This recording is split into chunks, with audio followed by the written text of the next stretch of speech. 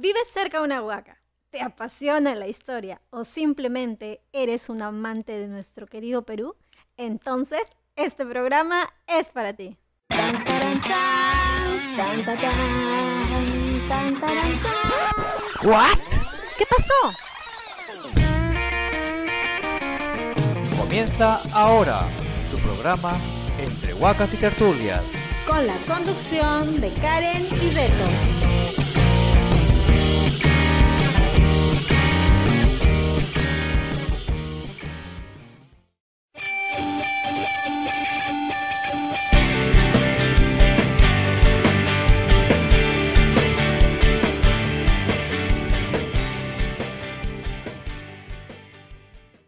Muy buenas tardes, amigos y vecinos, sean ustedes bienvenidos a una edición más de su programa Entre Huacas y Tertulias. ¿Qué tal, Karencita? ¿Cómo estás? Muy buenas tardes. Muy buenas tardes, Betito. Yo muy bien, muy feliz de estar compartiendo nuevamente esta edición con todos nuestros amigos y vecinos que nos acompañan de muchas partes de nuestro querido Perú. Así es, hemos recibido saludos de distintas partes y eso nos alegra bastante porque este programa lo hacemos con mucho cariño para todos ustedes. Para toda la gente que nos acompaña. Bueno, quisiera recordarte, Karencita, que ya hace algunos programas tratamos un tema acerca de, por ejemplo, quién debe cuidar o quién debe proteger las huacas. Sí, ya hace algunas ediciones atrás y quedaba pendiente una segunda parte. Y acabamos. Así es, estamos ahora en este programa, queremos complementar, digamos, esta temática que habíamos iniciado, primero presentando cuántas huacas tenemos en nuestra ciudad, cuántas huacas tenemos en Lima, quiénes se dedican, por ejemplo, a hacer ese conteo, quién es la organización oficial que se dedica a contabilizar, a saber cuántas huacas tenemos en nuestra ciudad de Lima, específicamente de Lima, pero también de todo el Perú. Ya habíamos dicho, ¿no?, que era el Ministerio de Cultura, para lo cual teníamos pues una plataforma de libre disposición que es el SIGDA, que se encuentra en el internet, podemos buscar, es una plataforma libre para poder nosotros tener una visión más o menos de cuántas huacas tenemos cerca de nuestra casa, por ejemplo, ¿no? Es una plataforma en formato de mapas, tipo el Google Maps, ¿no?, que utiliza estos mapas satelitales, mapas de calles, etcétera, y ahí está montada la información acerca de los sitios arqueológicos que se han identificado y también los que han sido delimitados, ¿no?, por el Ministerio de Cultura. Y es importante resaltar que, por ejemplo, esa es una herramienta que ahora todos como ciudadanos contamos y que hace varios años pues no había, ¿no? Y eso limitaba mucho tanto la parte de conocimiento como ciudadanos, como también el tema educativo, ¿no? Porque no habían las herramientas como para que profesores, autoridades, incluso, ¿no?, el vecino de a pie o los presidentes de comités vecinales, pues pudieran obtener una información más a la mano. Y yo añadiría a eso nuestras autoridades locales, porque siempre hemos escuchado por ahí ya en nuestro andar por esta vida y por esta gestión que hacemos aquí en nuestro distrito, por ejemplo, muchas autoridades se quejan de que no saben cuántas huacas o cuántos sitios arqueológicos, cuánto patrimonio tienen el distrito, ¿no? Sí, y hace unos años lo creíamos, ¿no? Pero sí, ya... hace años podríamos haberlo creído ya no lo creemos. En nuestra ingenuidad de antaño, pero ya no existen excusas. Tenemos esta plataforma que ya viene funcionando hace más de 10 años aproximadamente. Sí, creo, ahorita, ¿verdad? Al inicio con poca información, pero ya a estas alturas tenemos muchos sitios registrados, mucha información, la cual nuestros gobiernos locales tienen las herramientas para poder planificar y sobre todo es de libre acceso, ¿no? Exacto. Y los municipios, por supuesto, tienen la facultad de poder coordinar con el Ministerio de Cultura, de tener esta información más directamente, ¿no? Pero bueno, todo ciudadano tenemos esa información disponible allí. Sí. Pero también surge a partir de esto una gran pregunta, que es algo que nosotros también nos lo hemos hecho en algún momento, y es, por ejemplo, ¿qué hacemos con estos sitios arqueológicos, ¿no? ¿Qué hacemos con todo este patrimonio que tenemos dentro de nuestra ciudad? Y esa pregunta nos la venimos haciendo en varios programas y todos, cada vez que nos encontramos con todas las huacas de Lima, nos planteamos eso, ¿no? ¿Y qué podemos hacer? Y queremos hacer muchas cosas, pero ¿cómo se tiene que hacer? Y bueno, creo que la respuesta inmediata es lo que ya todos venimos pensando, ¿no? Planificarnos. Y estamos muy poco acostumbrados a eso. Uh-huh. Y bueno, ahora que estamos en este programa, estoy segura que muchas de las personas que han visto la publicidad de ahora han visto que pusimos el logo de lo que era el plan 2035 y el plan MET 2040. Y bueno, las hemos puesto porque en realidad son dos herramientas que ahorita se están trabajando en función a lo que será nuestra próxima Lima. Y nos preocupa saber cómo van a estar contempladas nuestras huacas en ella, ¿no? Entonces, es importante, pero además es más importante pensar cómo fue la planificación de esas huacas antes, para poder ver nuevas herramientas y tal vez no repetir errores. Así, y antes de empezar un poquito a tocar estos temas, ¿nos podrías comentar, Karencita, qué cosa es el Plan 2035 y el Plan MET 2040? Buena pregunta. Buena pregunta. Permíteme aquí, solamente para puntualizar. Hemos visto estos documentos y sobre todo el Plan MET 2040 lo hemos estado viendo en algunos medios de comunicación porque es un documento que se está trabajando en la actualidad. Seguramente va a estar muy próximo a aprobarse y bueno, es algo que lo hemos escuchado, ¿no? Pero el Plan 2035, ¿qué cosa es? ¿Es un antecedente del Plan MET? Pero para ser sincera, yo recuerdo, para hablar de planificación de Lima vinculada a las huacas, el documento que yo tenía más en mente en algún momento era pues el Plan 2035, que estoy seguro que mucha gente lo ha escuchado, ¿no? Y bueno, lo recuerdo mucho porque habían dos proyectos que eran interesantes o que se contemplaba al menos el tema de las huacas, ¿no? Y cuando yo lo conocí en su momento, ya hablo de años atrás, pues nos emocionamos mucho cuando vimos de que, por ejemplo, se contemplaba un proyecto para Mateo Salado, un proyecto también vinculado a Garagay, me acuerdo, ¿no? Y eran cosas que uno decía, ¡ay, por fin!, ¿no? Pero cuando ya uno se pone a pensar, dice, ok, ¿y por qué antes no se habló de esto? ¿Por qué antes no se proyectó? Y es bien interesante cruzar lo que venimos concluyendo con todos. Muchos de nosotros, de nuestros invitados y seguramente mucha gente que nos escucha, pues se ha hecho consciente de que la educación que recibimos en buena parte de nuestra vida no incluyó a las huacas. Y por ende, nuestras soluciones o nuestras propuestas tampoco las incluyeron por mucho tiempo. Así que a mí me dio mucho gusto cuando, por ejemplo, salió este documento en su momento y pudimos ver que había una nueva generación de gente que ya pensaba, ¿no? Que ya pensaba en las huacas, de cómo integrarlas, al margen de que alguien pudiera pensar que estaba bien o que estaba mal tal proyecto, o que hacían falta más, de hecho, por la cantidad de sitios que tenemos, pero había una nueva forma de ver la ciudad, ¿no? Y bueno, el plan 2035 era pues el plan metropolitano de Lima y Callao, hacia el 2035, cómo iba a ser nuestra ciudad, ¿no? Haciendo un análisis de muchos aspectos, ¿no? Ambiental, etcétera, urbano, transporte, y felizmente se tocaba el patrimonial. Por primera vez, fíjate tú, en la planificación de nuestra ciudad. Sí, yo recuerdo hace algunos añitos, debe ser más o menos en el 2014, 2015, que, bueno, teníamos a disposición, yo pude descargar el documento del Plan 2035, en donde se hablaban sobre diferentes proyectos, ¿no? Diferentes propuestas de intervención de la ciudad para construir ciudad, ¿no? Porque Lima obviamente es un caos y necesitamos pues propuestas para poder mejorar un montón de aspectos, el aspecto tanto de la movilidad, por ejemplo, ¿no? El transporte público, el transporte privado, el uso de la bicicleta, las ciclovías, etcétera, etcétera. También hay otros aspectos como por ejemplo la infraestructura de la ciudad y por supuesto llegamos siempre al otro punto que es el de las huacas. ¿Qué hacemos con las huacas? En este proyecto o en este plan, en este documento que es como una propuesta de política institucional, ¿verdad? Una política de gestión del municipio, de la Municipalidad Metropolitana de Lima, en aquellos años, tomaron en cuenta por primera vez, como dice Karencita, digamos que haciendo un diagnóstico de qué hacer con estos sitios arqueológicos, ¿no?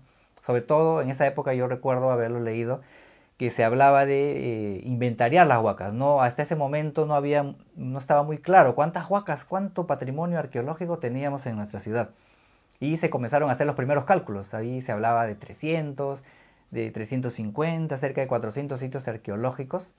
Sin embargo, era pues un cálculo aproximado, había muchos artículos, muchas propuestas de investigación, muchas investigaciones arqueológicas que nos hablaban de un número, de otro número, y una que otra publicación oficial del Ministerio de Cultura, sí, donde nos decían puntualmente que habían tantos sitios arqueológicos, ¿no? Claro, yo no recuerdo muy bien, pero creo que para esos años tal vez ya se estaba desarrollando el SIGDA, pero no era tan público como ahora, ni tan conocido, ni estaba tan cargado de info. Sí, pero cuando salió el SIGDA, por ejemplo, se comenzó a cargar esa información, había ya, digamos, una información pública para poder nosotros saber cuántos sitios arqueológicos existen o en todo caso se han ido agregando, porque la lista nunca es definitiva, porque siempre aparecen cosas fortuitas, ¿no? Hemos visto hace poco en San Juan del Lurigancho, en el sitio del Sauce, donde apareció una tumba inca muy importante, ¿no? Que es algo, un hallazgo que no se estaba contemplando, ¿no? Y así en toda la ciudad hay hallazgos que no se contemplan y eso va aumentando y va incrementando nuestro inventario de sitios arqueológicos. Porque están debajo de nuestras casas.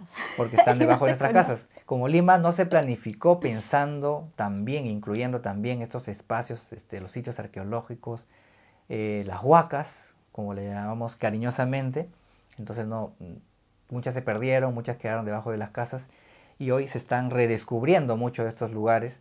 Sin embargo, estos documentos que mencionábamos con Karencita, el Plan 2035, ya contemplaba la formación o digamos, la forma de hacer ciudad pensando ya también en el patrimonio arqueológico. Claro. Una cosa que es bien importante y mira, a mí me pareció súper chévere, a veces, bueno, en las mismas ocupaciones que tenemos o nuestras profesiones nos metemos tanto en nuestra formación que nos olvidamos de documentos o de cosas que nos deberían interesar como ciudadanos, ¿no?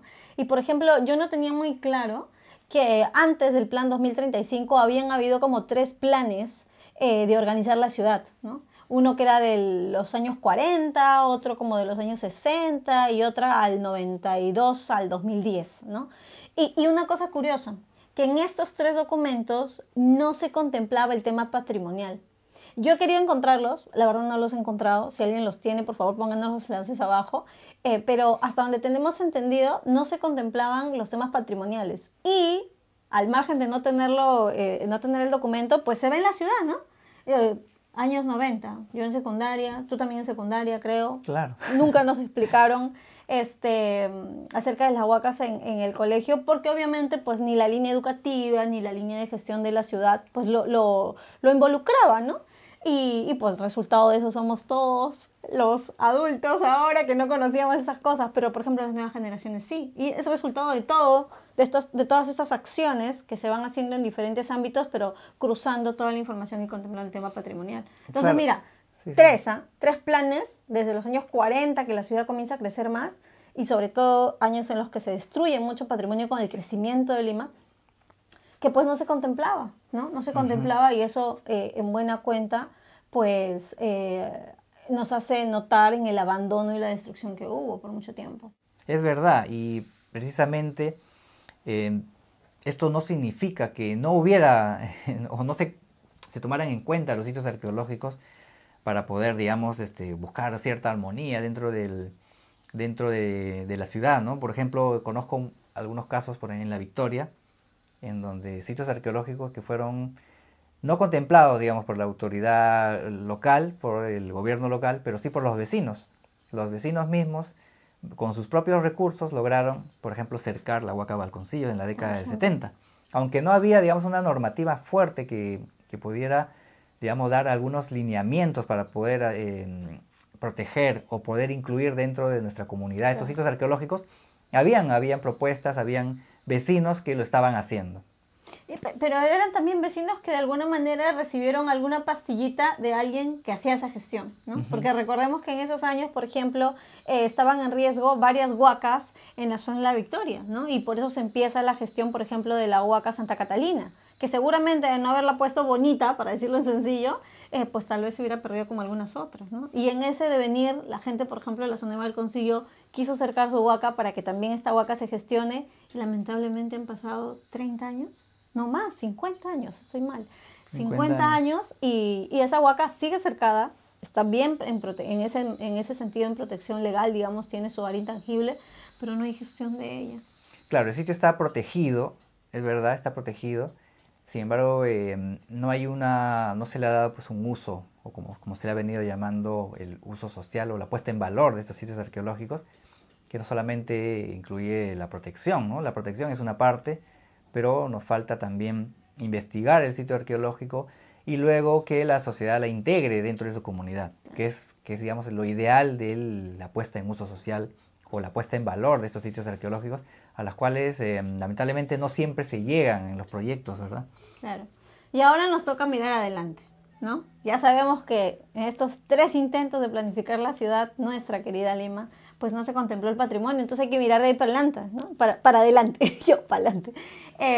Y entonces, estos 2 documentos, el Plan 2035 y el Plan MED 2040, pues son herramientas que deberíamos conocer como ciudadanos. Son densos, la verdad. Bueno, el del 2035 no sé si alguien lo encontrará en redes todavía porque era muy gordo. Al margen también del tema de la problemática de si se aprobó o no se aprobó como documento de análisis, de investigación, de ideas, de propuestas de gestión, es bien interesante conocerlo. Y el otro que es el Plan 2040, que es el que se viene trabajando ahorita, ¿no? Incluso pues se vienen dando audiencias, ¿no? Por internet, lamentablemente no muy difundidas, creo yo, porque yo que estoy al pendiente, de verdad que a veces he notado las convocatorias, pero para una ciudad como de 10 millones de habitantes, no muchos saben que se están haciendo esas audiencias, ¿no? Con estas nuevas propuestas para implementar el Plan 2040. Así es, estas audiencias que menciona Karencita están llevadas a cabo por el Instituto Metropolitano de Planificación. El IPM, sí. El IPM que fue fundado, recién fundado o creado en el año 92. Es en esa época en donde se hace esa primera propuesta que mencionaba Karencita de planificación desde el IMP, claro, desde el Instituto Metropolitano de Planificación. Esa sería la tercera, ¿no? La tercera, que es del año 92. No, sí, los 90. ¿No? Del 92 al 2010, ¿no? 2010. Había un plan para construir la ciudad, pero no contemplaba los sitios arqueológicos. Exacto. En ese momento también se crearon otros organismos en la década del 90, como el COFOPRI, por ejemplo, que de una u otra manera se cargó con ese problema de qué hacer con los sitios arqueológicos. Ante tantas invasiones, ¿no? Porque hay que ir contextualizándonos a qué Lima tenían en ese momento. Pero no vamos a hablar de eso ahora. No. Para no... irnos por las ramas también, ¿no? Porque es un tema muy específico. Es un tema específico y también para no tener tristezas en este programa. Pero bueno, lo que nos toca ahora es entender, o por lo menos tener una idea clara de que Lima Metropolitana, a través de la Municipalidad Metropolitana de Lima, tiene herramientas y ha generado políticas vinculadas, digamos, al manejo, al tratamiento o a la gestión de los sitios arqueológicos. Entonces, uno de los primeros documentos es el Plan 2035, que ya no vamos a detallar aquí, pero no fue aprobado. Finalmente el documento se hizo, fue un trabajo muy arduo que se hizo en su momento. Sí, lamentablemente ya por temas políticos no se aprobó. Y el otro documento, que es el Plan MED, que es el Plan MED 2040, que es el último documento también manejado o gestionado desde el Instituto Metropolitano de Planificación de la Municipalidad Metropolitana de Lima. Está realizando estas audiencias que mencionaba Karencita para poder convocar o para tener ideas, para tener una retroalimentación con los diferentes actores que tenemos en la ciudad, incluyendo el poblador, o sea, nosotros. ¿no? Nosotros. Sin embargo, no ha sido muy difundido, como dice Karencita, lamentablemente. Yo al menos no lo siento muy difundido, porque hay audiencias que he notado ahora último, que han sido, es más, una de julio, del 5 de julio, para Lima Norte. Ya estoy hablando para Lima Norte, pero han habido para Lima Este, para todos ellos, y la verdad es que no las había visto, ¿no? Y sobre este último documento, el Plan MED 2040, hay algunas cositas que sí nos gustaría mencionar. Es algo que Karencita ha revisado. He vuelto a revisar. Me consta que ha hecho un análisis más o menos detallado, y eso es lo que vamos a tratar de explicar ahora, ¿verdad? Porque el documento, si ustedes lo desean, pueden buscarlo en las redes, en el internet, ponen el Google Plan MED 2040, les van a salir muchísimos documentos de trabajo, eso sí. Son muchísimos documentos que forman un solo cuerpo. Lo que pasa es que está repartido por capítulos. Y cada capítulo con 400, 500 páginas es bastante denso. De verdad marea un poco, ¿eh? Sí, es que es muy complejo, el tema de la planificación de la ciudad es muy complejo, ¿no? Entonces nosotros nos hemos centrado exclusivamente en el tema de patrimonio arqueológico, que aún así no abarca todo el diagnóstico que tiene que hacer pues una municipalidad para poder construir una ciudad, pero es importante y hemos encontrado algunas cositas.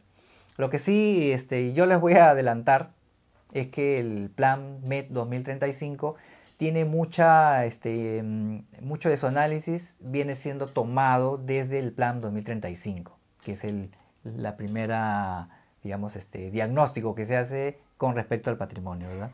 Quiso decir que el plan 2040 toma mucho del 2035. Claro, claro, a eso me refería. El plan MET 2040 toma mucho del diagnóstico que se hace en el plan 2035. Al menos para el tema de patrimonio, que es lo que hemos verificado más, ¿no? Claro, ese es el tema en que nos vamos a centrar, ¿no? Sí. Entonces, cuando hicimos esta revisión y hemos hecho la comparación de ambos documentos y algunos otros artículos que hemos podido revisar, nos damos cuenta de que, aparte de que Lima ha crecido mucho desde un documento a otro, también ha aumentado nuestro registro de sitios arqueológicos, ¿verdad? Sí, y es curioso, siento yo, ¿no? Los esfuerzos que en este caso, pues arquitectos y mucha gente ha hecho, porque ya para una cosa es como que yo me doy cuenta de que algo se necesita y digo, se debería hacer esto, y otra cosa es tener que plasmarlo como autoridad para una ciudad a largo plazo en un documento, ¿no? Eso involucra otro tipo de demanda de planificación al escribir, tener la veracidad de datos y todo, ¿no? Porque es algo que va a quedar para que la gente lo revise. Entonces, efectivamente, es interesante conocer estos documentos. Queremos, de todas maneras, citar, yo sé que mucha gente va a estar ahorita como volando y se va a confundir un poco y que, como que puede ser un poco pesado, pero yo quisiera recomendar este artículo, el plan... Es un artículo, el Plan Metropolitano de Desarrollo Urbano de Lima y Callao al 2035, por Karina Puente Frantzen, que fue coordinadora de proyectos urbanos del Plan 2035, porque ella hace un análisis bien rapidito, como para que cualquier ciudadano lo tenga a la mano y pueda entender un poquito este marco, de cuál fue el devenir o el futuro que tuvo en aquel momento ese documento. Y... luego, cuando revisen lo del plan 2040, para la gente que esté interesada, que estoy segura que hay muchos que van a estar interesados, en la parte de patrimonio, pues van a poder cruzar esta información y tener una comprensión más rápida, ¿no? Y ya después, si quieren, se ponen a navegar para seguir investigando al respecto. Pero a considerar, por ejemplo, a mí me pareció muy curioso ya cuando me puse a revisar esto, y era lo que le llamaba la atención a Betito, de que al estar inspirados o de todas maneras haber tomado información, una cosa que referenciaban muy interesante en el plan o en este documento de trabajo del 2040 era que ellos ya estaban utilizando la herramienta del SIGDA, ¿no? Y citan mucho eso, ¿no? Citan el plan 2035 porque tenía información arqueológica que el MINCUL había enviado, y además complementan con información del SIGDA, ¿no? Y eso es bien interesante porque, como decíamos, es una herramienta que está a la mano, que cualquiera puede usarla, y bueno, si quiere verificar cierta información puede contactarse seguramente con el Ministerio de Cultura para confirmar información o para verificar algunas cosas más específicas, pero se está utilizando esta herramienta. Entonces, a toda la gente pues, que trabaja en la parte urbana y de planificación en nuestros distritos, ahí tienen esa herramienta. Y mira, lo que comentaba, lo que te decía, ¿no?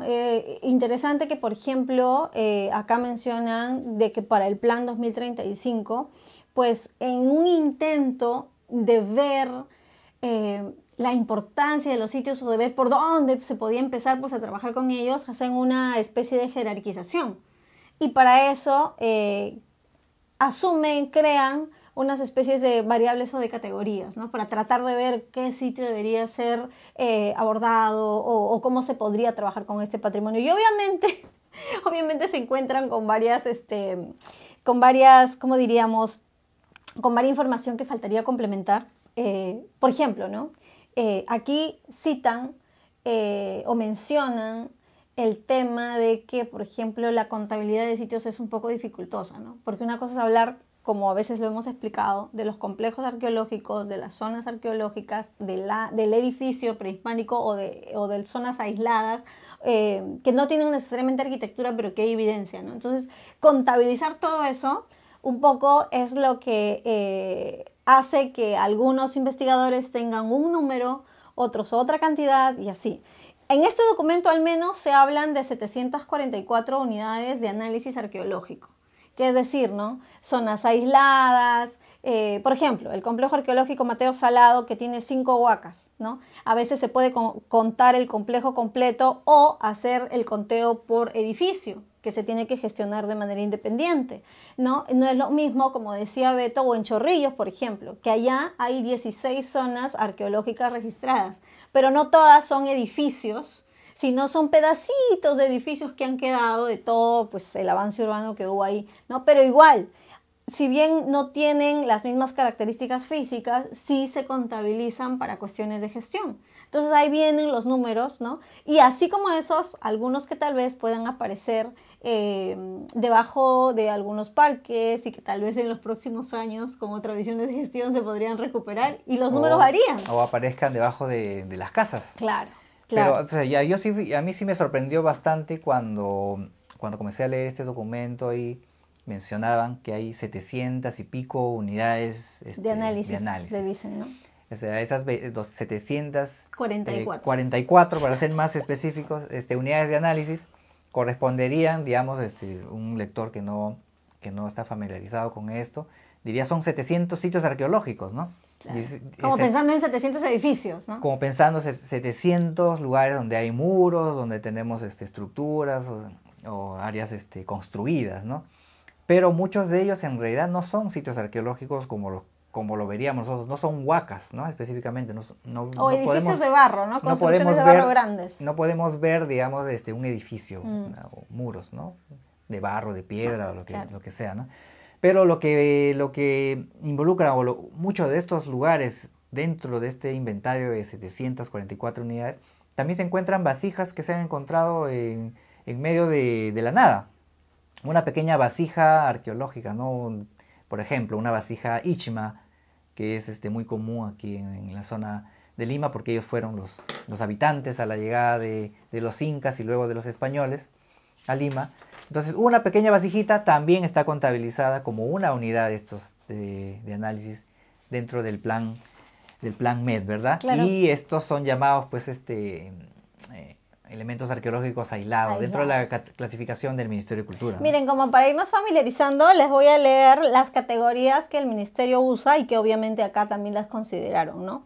No se mareen, y en algún momento las conversamos una por una, pero es bueno familiarizarnos. Por ejemplo, patrimonio arqueológico prehispánico, monumentos arqueológicos prehispánicos, paisaje arqueológico, sitio arqueológico, con ese estamos más familiarizados regularmente, zona arqueológica monumental, por ejemplo, el sitio de Paraíso, ¿no? Que tiene 47 hectáreas. No es lo mismo que una de nuestras huacas que ha quedado abandonadita solita en una cuadra. Zona arqueológica en emergencia, bueno, esa es otra. Elemento arqueológico aislado, eso es algo de lo que Beto estaba comentando. Y paisaje cultural arqueológico. Son muchas las categorías. Para nosotros son huacas. En nuestra ciudad tenemos huacas. Y el plan MED, o los especialistas que estaban en esta comisión del IMP trabajando en el plan MED, se vieron con esa problemática, ¿no? De poder tener un consenso, ¿no? De cómo trabajar estos sitios primero desde la cantidad. Claro. Cómo contabilizar estos sitios. Claro. Y bueno, ellos están llamándoles unidades de análisis a cada uno de estos lugares con las clasificaciones del Ministerio de Cultura, ¿no? Claro, y ya sean edificios, cementerios o una vasija aislada en medio de la nada. Para ¿no? hacernos una idea, es como cuando, bueno, la gente que es de administración seguramente lo va a entender, ¿no? Como cuando alguien llega a algún lugar y tiene que hacer su inventario de lo que le están dando, ¿no? Para ver qué hace con todo eso. Entonces, algo así es esto, ¿no? Ahora, en estos nombres, y podrían ser un poco confusos, sí son importantes tenerlos en cuenta, porque comprenderán ustedes que no es igual gestionar un sitio de 47 hectáreas como el complejo o la zona arqueológica monumental del Paraíso y, por ejemplo, nuestra querida Huacas Napuquio acá en Los Olivos, que está en una cuadrita, ¿no? O sea, que alguien diga, claro, gestionar 47 hectáreas es más difícil que gestionar una huaca pequeña, pero cosas como esas son de tomar en cuenta, o lo que es un paisaje cultural. Por ejemplo, todo nuestro Cerro Mulería en Los Olivos, o lo que sería, por ejemplo, Pachacamac, que es un sitio también súper grande, ¿no? Que no solamente involucra los edificios, sino también todo su entorno. La categoría de paisaje arqueológico normalmente no la usamos mucho en los entornos urbanos, ¿no? Como por ejemplo la ciudad de Lima, pero sí se utiliza en otros lugares. Por ejemplo, más común es denominar paisaje arqueológico, sobre todo a las zonas de andenerías, por ejemplo, ¿no? Entonces tenemos algunas partes de nuestro territorio, sobre todo en el Ande, hectáreas y hectáreas Sí. de andenerías, que son terrazas, son pequeñas terrazas que están construidas en la ladera de los cerros. Muchas de ellas pues son de época inca, algunos son de época huari, por ejemplo, ¿no? Muchas andenerías en la sierra. Y estos lugares pues son tan grandes que hubo siempre la problemática de saber cómo llamarlos. Son sitios arqueológicos, son yacimientos arqueológicos, qué cosas son estos lugares. Y bueno, se ha utilizado o se ha podido incluir dentro de la clasificación del Ministerio de Cultura esta categoría, porque qué involucra estos lugares, ¿no? Por ejemplo, también los caminos, ¿no? El camino Claro. inca, el Capañán o los lugares donde hay caminos, por ejemplo, con restos de muros, con sus empedrados, etcétera, etcétera. ¿Cómo clasificarlos, ¿no? Como sitio arqueológico, etcétera? Muchos de estos sitios, estos elementos de nuestra historia son considerados como paisaje Claro. cultural o paisaje arqueológico y es una forma de clasificar, ¿no? Mira, y aunque estos nombrecitos pueden ser como que, ay, cuántos, tantos, pero en realidad sí, es un pequeño dolor de cabeza tal vez recordarlos, pero cuando uno se pone a pensar y a ver el tema de gestión, son necesarios. Porque no es lo mismo, como decíamos, comparar un edificio que se ha quedado solito en zona urbana con pues hectáreas de andenerías, ¿no? Por ejemplo, que no serían lo que en Lima le llamamos huaca a un edificio de barro prehispánico, porque ni siquiera son de barro, ¿no? Y no tienen tampoco esa misma función. Entonces hay varios elementos que pues el ministerio dentro del trabajo que les corresponde pues han categorizado y que son herramientas que de nuevo a la gente que le toca hacer gestión efectiva debería conocer, ¿no? Entonces esta información de nuevo en el SIGDA lo encuentran, ahí salen los nombrecitos, uno ve el sitio, le da clic al área que le corresponde, sale el nombrecito y la categoría, ¿no? El nombre, ¿no? Dice zona arqueológica monumental, como en el caso de Paraíso, y en otro dice Huaca, entonces para Lima, ¿no? Y así, varía para otros lados. Entonces, ya entendiendo un poquito esto, entonces se pueden imaginar que cuando pues se quiso hacer la planificación para todo Lima Metropolitana, pues había que tener en mente, ¿no? Cómo manejamos todo esto. Y pues como decía, hemos visto que se vieron tres categorías para hacer una jerarquización. Y hay un par más que, bueno, que se mencionan, pero digamos que las principales para efectos de esta jerarquización serían las tres que aparecen como variable de superficie. Esto es bien interesante. El tema turístico o variable turística, de potencial turístico, y la variable científica, ¿no? Entonces, y uno dice, ay, ¿qué cosa es todo eso? Bueno, básicamente en realidad es una forma de ordenar la información a partir de la información que ya existe, ¿no? Entonces, por ejemplo, ¿no? En el tema de variable de superficie, que ellos le llaman variable de superficie, básicamente es ordenar de qué tamaño son los sitios que hay, ¿no? Cuáles son los sitios más grandes en mayor cantidad de hectáreas a los más pequeñitos.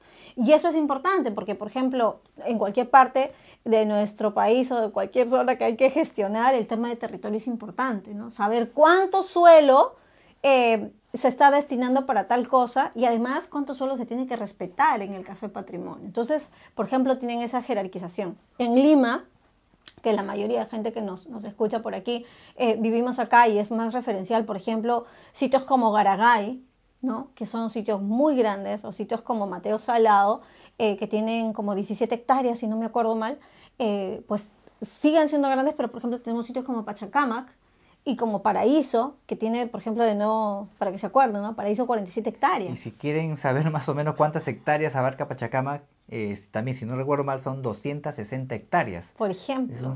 O sea, el área arqueológica, el área protegida, el área intangible es muy grande y obviamente requiere pues un tratamiento Una gestión especial, ¿no? especial, exacto, ¿no? Luego viene el tema turístico. ¿no? Y en el tema turístico, antes de eso me olvidaba, justo, bueno, ya para todas estas planificaciones, no sé si todavía estamos pensando, he escuchado y a veces nos hacen nosotros decir cono norte, cono sur, ¿no? Ya no se habla de conos, ¿no? Se está trabajando sobre el tema de las limas, ¿no? Lima norte, Lima sur, Lima este, y en el tema de superficie es curioso porque la mayor cantidad de sitios en mayor superficie también están hacia la zona de Caraballo y Lurigancho, ¿no? Que en proporción, no, sumando su cantidad de sitios, Lima Norte y Lima Este son los que tienen mayor cantidad de sitios arqueológicos no gestionados, que aún existen, pero ojo, como a veces lo decimos cuando estamos en salidas y todo esto, para Lima Norte y Lima Este tal vez es esta realidad porque son los sitios que recién se están urbanizando. Si no se toman las medidas adecuadas, es como la Lima de centro y sur a los 40 o 60, ¿no? El tema urbano continúa y se va a ir arrasando sitios. Ojalá no ocurra porque somos nuevas generaciones en muchos aspectos, ¿no? Arquitectos, arqueólogos, gestores, etcétera. Pero, por ejemplo, es de considerar eso. Y eso es importante entenderlo porque vemos que a medida que va creciendo la ciudad, se van afectando muchos sitios arqueológicos. En algunos lugares los sitios han sido arrasados, han sido desaparecidos, en otros casos han sido recortados, y eso lo vemos, ¿no? Eso tal vez es tangible aquí en nuestro distrito, en Los Olivos, hemos visto cómo han sido recortados varios de los sitios arqueológicos, como por ejemplo, ¿no? La Huaca El Naranjal, que tenemos en la zona de la avenida Guandoy, y la misma Huaca Snapuquio, ¿no? Que está en el centro de Los Olivos, en plena avenida Palmeras, con el cruce con Alisos. También para la construcción de las auxiliares han sido recortados y han sido, achicados, digamos, ¿no? Para decirlo más rápido, sí. Estos sitios arqueológicos. Se ha ido perdiendo ese espacio, esa área en donde había evidencia arqueológica. Son los sitios arqueológicos, ¿no? Entonces vemos, ¿no? Que a medida que va creciendo la ciudad, se va destruyendo los sitios arqueológicos. Y eso es lo que no se quiere. Precisamente para eso es importante contar con estas herramientas para planificar la ciudad. El SIGDA es una herramienta que viene directo desde el Ministerio de Cultura y la Municipalidad Metropolitana de Lima, a través del IMP y a través de estos documentos de trabajo, por ejemplo, ¿no? Como el Plan MED 2040, vienen analizando para poder crecer como ciudad, para que la ciudad de Lima crezca, pero de manera ordenada, ¿no? Construir la ciudad de manera ordenada y planificada. Exacto. Bueno, aparte del tema de tamaño, y esto es bien curioso, ¿no? Porque a todos nos pasa, ¿no? A veces creemos que porque es más grande es más importante y porque es más pequeño no lo es, pero no, eso no juega en los sitios arqueológicos. Alguna vez lo hemos dicho, hay sitios arqueológicos chiquititos que han sido de época inca o que fueron construidos durante el gobierno inca, durante la expansión inca, y tienen todavía gran cantidad de materiales a pesar de ser pequeñitos, ¿no? Y hay sitios mucho más grandes que tienen mucha más riqueza arquitectónica tal vez, y por el tiempo se ha perdido mucho del material que había en ellos, y pues no tienen tanto material arqueológico a nivel de cerámica y estas cosas, pero la información que ambos tienen es muy especial, muy particular, o sea, no se reemplaza una con otra. Entonces, el tema de tamaño, si bien está considerado acá para temas de gestión territorial, no es necesariamente un elemento que denota la importancia de sitios, ¿no es cierto? Sin entrar en albures, el tamaño no importa para los sitios arqueológicos. Exactamente. Todos los sitios arqueológicos nos dan información para reconstruir nuestra historia. Exacto. Por más chiquito que sea, por más pequeño que sea, por más que algunas autoridades locales y regionales lo crean, no es cierto, ¿no? Exacto, no todo nos da información, todo es importante y todo tenemos que recuperar porque es parte de nuestra memoria antigua. Y es todo lo que va quedando, ¿no? Es todo lo que va quedando. Ahora, yo sé que hay mucha gente que va a decir, no, pero hay muchos todavía, que no sé cuántos. Sí, pero es que habían más, ya se han perdido. Si seguimos con esa mentalidad, se va a seguir perdiendo lo poco que hay. Y no solo nos pertenece a nosotros, y no solo deberíamos tener la idea de disfrutarlo nosotros, sino que también es parte de todo, de todas las generaciones que también vienen, ¿no? Entonces, es una responsabilidad, de nuevo, de todos y compartida, el poder disfrutarlo ahora para otra vez se lo decíamos con una la vez pasada, ¿no? Bueno, volviendo, espérame antes que te emociones. La segunda categoría. La segunda categoría. Entonces, uno es eso. Lo segundo es el tema de potencial turístico. Uy, acá con todos los amigos de Lima Norte, yo tengo un dolor en el corazón. Porque, bueno, el mismo devenir de nuestra ciudad y los esfuerzos que han habido en la historia por salvar sitios arqueológicos, pues se han ido concentrando hacia el centro o sur de nuestra ciudad, ¿no? Entonces, ya que el crecimiento urbano se iba dando hacia la zona del sur de Lima, pues la preocupación en su momento vino a trabajar mucho de estos sitios, ¿no? Eso explica que Pugliana, Guayamarca, sean los sitios, digamos, más emblemáticos para el tema turístico, ¿no? Y eso hace que pues otros sitios que han estado permanentemente abandonados, pues les quede años luz para poder tener una gestión y ser lo que llaman un producto turístico, ¿no? La gente de turismo nos va a entender muy bien estas dos categorías, pero entonces en la variable de potencial turístico, obviamente se considera para lo que llaman producto turístico los sitios que tienen infraestructura turística, entiéndase, ¿no? Para entenderlo, baños, boletería, y baños es una servicios, cosa, servicios, ¿no? generales. Servicios en general y servicios óptimos, ¿no? Porque lo que se ofrece hacia afuera, pues es un buen servicio. Entonces, todos los sitios que no tengan, digamos, ese tipo de servicios, desde ya no entran para nada, ni siquiera en lo que se llaman un recurso turístico. Que un recurso turístico no necesariamente tiene los servicios, pero tiene la posibilidad, o al menos tiene un tema de saneamiento legal que podría trabajarse en poco tiempo su gestión. Pero como ustedes saben, hay muchos sitios en Lima que ni siquiera el tema de protección legal con un cerco, con un área intangible está definido. Entonces, si ustedes se quedan pensando en eso, ustedes piensan, ¿qué sitios de Lima tienen el tema de potencial turístico? A la mayoría nos viene de frente Pullana, Guayamarca, Pachacamac. Y más o menos esa es la deducción que tuvieron en este documento, ¿no? Porque cuando se ve la mayoría de sitios, creo que 20 y picos nada más, tienen potencial turístico. Y otros 400 y picos no lo tienen. Porque obviamente este abandono de décadas, este tema de ciudadanía de décadas desligado del tema patrimonial arqueológico, pues nos da una ciudad que tiene la mayor cantidad de esos sitios abandonados. No tienen potencial turístico. Y Lima Norte sale perdiendo. Y acá somos de Lima Norte, así que no podemos dejar de mencionarlo, ¿no? Lima Norte, es más, hay una línea completa que dice Lima Norte no cuenta con sitios que entren en esta jerarquización de potencial, porque es verdad, o sea, ya lo habíamos dicho en algún programa, ya me acordé, fue en el programa con Vanessa, ¿no? Que por más que a veces las autoridades, los alcaldes dicen, ay, sí, vamos a hacer un distrito turístico o esto, o vinculado, no es del todo real, ¿no? Porque la gestión de sitios en muchos lugares como Pullana, por ejemplo, ya lleva, el año pasado me parece que cumplieron 40 años. Mateo Sí. Salado está, ahorita empezó en el 2006, va por los 18 años, no puedo creerlo tan rápido. Sí, ¿no? ¿Estoy bien en números? 2006. 16 años más o menos. 16, ya está. Y en cambio hay sitios pues que tenemos que en Lima Norte que ni siquiera el saneamiento legal lo tienen, ¿no? Lamentablemente. Ni siquiera un cerco que ya podría dar alguna seguridad para poder pensar en otros proyectos. Entonces, en tema de potencial turístico, todo Lima está en déficit, digamos, de esa variable, pero Lima Norte más. A mí me preocupa, la verdad. Sí, bueno, y la última categoría que mencionaba Karencita, que es la categoría científica o valor científico, ya lo habíamos mencionado, ¿no?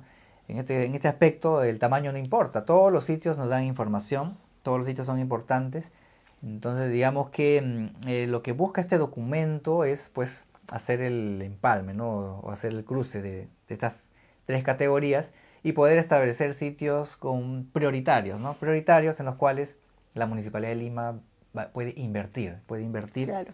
para su protección, para su cuidado, para su recuperación, para su puesta en valor, para su uso social, para el turismo, etcétera. Entonces, en ese aspecto en donde Karencita dice que Lima Norte sale perdiendo, porque haciendo el cruce de estas tres categorías de análisis que tiene este documento, Lima Norte no tiene ningún sitio priorizado Sí, pues. para hacer este tipo de inversión, ¿no? Exacto. Ahora, en la variable científica, por ejemplo, para la gente que está interesada, lo que han considerado, digamos, son documentos, la revisión de documentos que pues daban referencia de los sitios arqueológicos registrados a nivel metropolitano, ¿no? Por ejemplo, 3 documentos mencionan que son el de la Junta Deliberante, en algún programa lo conversamos, de los años 60, y también el inventario de Rabines del 85, y un trabajo muy lindo de Santiago Agurto Calvo, que también es de esos años del 87, si no me equivoco, 85, 87, 84, ok. Y entonces ahí pues hay sitios referenciados y también, ¿no? Considerando toda esa información, hacen una especie de clasificación, ¿no? Y de nuevo, muchos de estos sitios están ligados al desarrollo de Lima y de nuevo Lima Norte tiene menos sitios registrados y entonces cuando hacen la puntuación general, digamos, o la clasificación general, pues hace también que muchos sitios de Lima Norte no estén considerados, ¿no? Lo que comentaba Betito. Consideran dos variables más que me parecen interesantes, aunque no las encontré muy desarrolladas, que tiene que ver con el potencial de la comunidad, más o menos decía, y uno adicional que a ver si lo encuentro les comento porque se me acaba de ir de la mente. Pero estos son los tres principales que mencionan. Justo estábamos conversando con Beto y decíamos, claro, esta no es las únicas herramientas. De hecho, se vienen planteando otros proyectos paralelos desde la misma municipalidad seguramente. Es más, en el plan del 2040 comentan y mencionan o sugieren que, por ejemplo, sitios como Huaca Pro sean considerados para Lima Norte. Entendemos porque han visto ciertas características. Pero eso nos debería llevar a pensar, ¿no? Entonces, si se proyectara así la ciudad, pensando en Lima Norte, ¿qué nos espera de acá 20 años, Betty? Bueno, hay que tener claro que este documento es parte, o sea, es una herramienta de planificación y también de las políticas de planificación de la municipalidad metropolitana, a nivel metropolitano. Sin embargo, consideramos pues nosotros, ¿no? Después de revisar esto y también algunas experiencias de gestión que hemos tenido con los sitios arqueológicos en Los Olivos, de que los sitios tienen que ser registrados o tienen que ser gestionados a nivel distrital.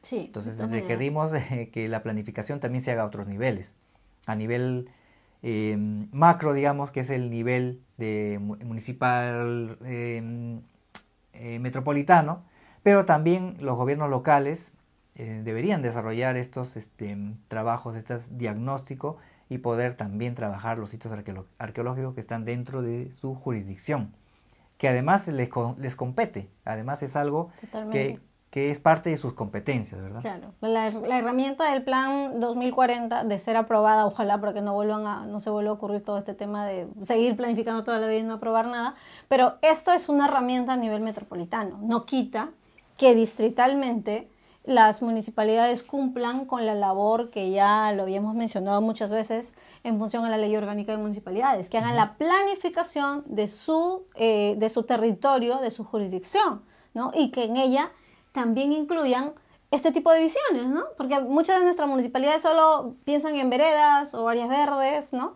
Pero ya, o sea, se pueden ir ajustando a estas nuevas visiones y hacer sus propios análisis distritales.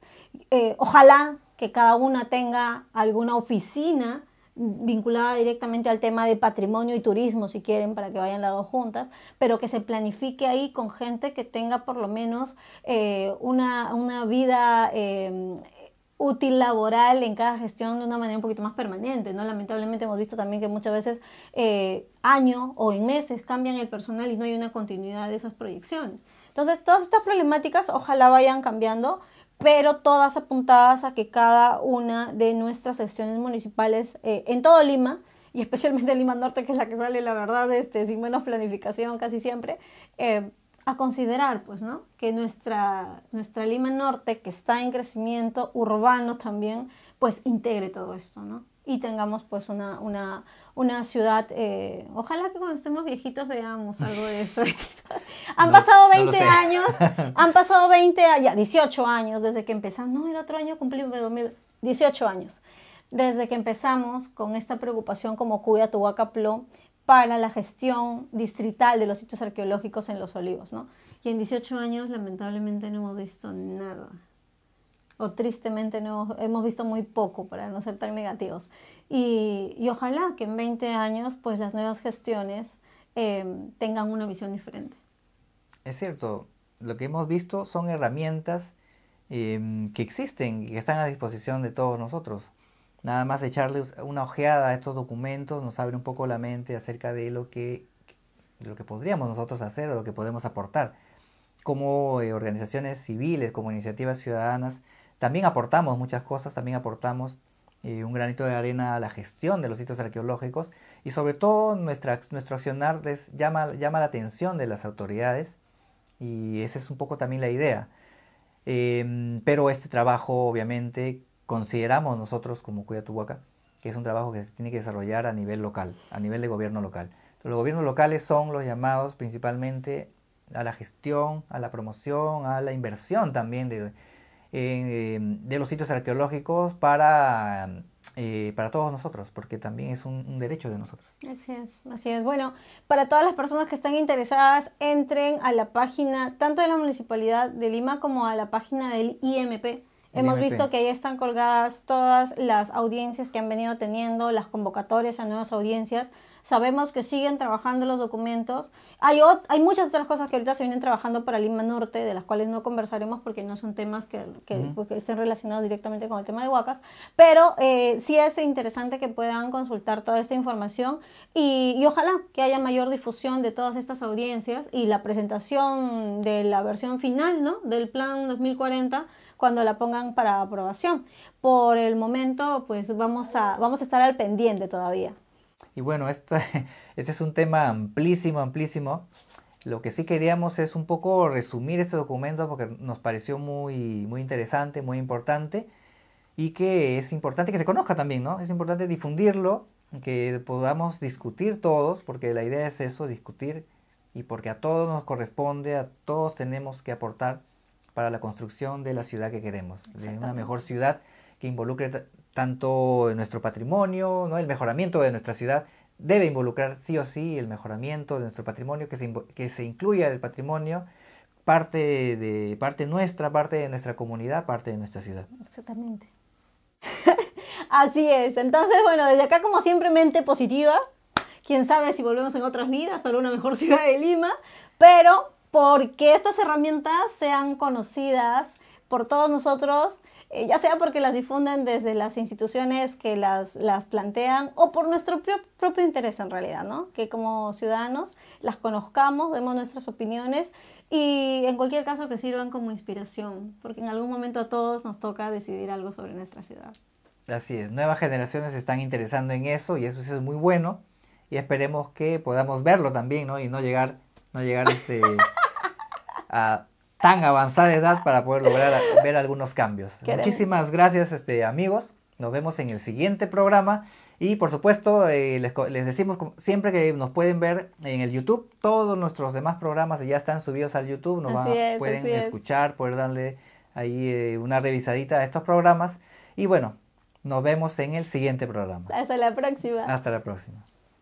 Bueno, amigos y vecinos, gracias por acompañarnos en esta edición de su programa Entre Huacas y Tertulias. Seguiremos compartiendo experiencias y entre todos seguir entendiendo y planteando propuestas para mejorar nuestra ciudad en armonía con nuestras huacas. Somos Karen y Beto y recuerda que tú y yo también podemos ser una huaca. Hasta el próximo programa. Adiós.